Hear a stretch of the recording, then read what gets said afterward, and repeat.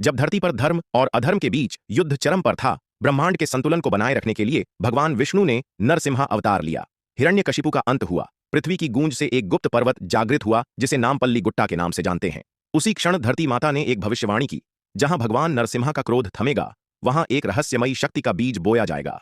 समय आने पर वहां एक ऐसा मंदिर खड़ा होगा जो नाग की कुंडली जैसा होगा, आध्यात्मिक खजाना छिपाए होगा।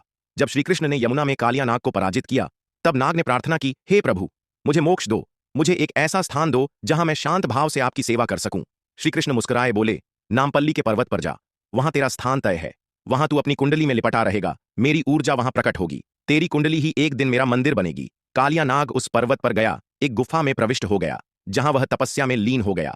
एक साधु यहां तपस्या कर रहे थे। अचानक जमीन कांपने लगी। एक विशाल नाग, जो वर्षों से समाधिस्थ था, वहीं मृत्यु को प्राप्त हुआ। जब उसके शव का अंतिम संस्कार करने के लिए जगह खोदी गई, तब धरती फट गई। उसमें से स्वयं प्रकट हुए भगवान नरसिम्हा देवी लक्ष्मी। यह मूर्ति कालिया नाग के शरीर से ही बनी है।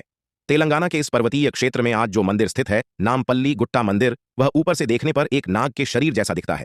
उसका फन पहाड़ी की चोटी है, वहीं विराजते हैं भगवान नरसिम्हा। आध्यात्मिक ऊर्जा का भंडार है, सोना या चांदी नहीं, बल्कि चेतना का खजाना।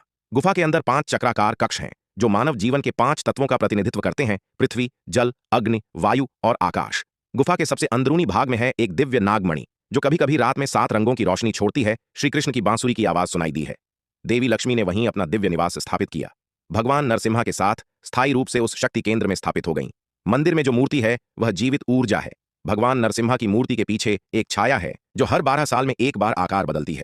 छाया भगवान के अगले अवतार की ओर संकेत करती है। नाग की सबसे ऊंची कुंडली पर श्रीकृष्ण की नृत्य करती मूर्ति है, एक ही पत्थर से बनी है।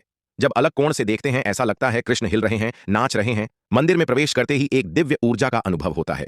हर पूर्णिमा पर एक विशेष रोशनी नाग की आंखों से निकलती है, जो सीधा भगवान के चरणों पर पड़ती है। यह मंदिर नरसिम्हा और कृष्ण दोनों रूपों की शक्तियों को एक साथ संजोए हुए है। मंदिर के अंदर एक विशेष गंध आती है, जो कहीं नहीं पाई जाती। पूर्णिमा की रात मंदिर में नागिन जैसी छाया दिखाई देती है, जो भगवान के चरणों की ओर झुकती है। जब नरसिम्हा भगवान प्रकट हुए, तब देवी लक्ष्मी स्वयं स्वर्ण खजाने के साथ यहां आईं। उस खजाने को मंदिर के नीचे एक गुप्त गुफा में छिपा दिया। मंदिर के नीचे एक रहस्यमयी सुरंग है, जहां देवी लक्ष्मी का खजाना छिपा हुआ है।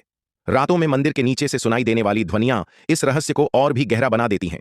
आधी रात को कभी कभी मंदिर की सीढ़ियां अपने आप खुलती हैं। जहां विष है, वहां श्रीकृष्ण अमृत बनकर आते हैं। जहां राक्षस है, वहां नरसिम्हा उसे चीर कर भक्त को बचाते हैं। जहां मोह है, वहां लक्ष्मी मां सच्चा खजाना छिपा देती हैं। लक्ष्मी की आंखों से रोशनी निकलती देखी है। गुफा के एक बिंदु पर मिट्टी की दीवार है, जो हर कुछ वर्षों में स्वतः बदलती है, कभी नम, कभी सूखी, कभी चमकीली। वहां सोना, चांदी, रत्न छिपे हैं। गुफा के भीतर के ऊर्जा केंद्र में बैठा साधक अपने भीतर ब्रह्मांड का दर्शन करता। वीडियो को लाइक करें, शेयर, सब्सक्राइब करें।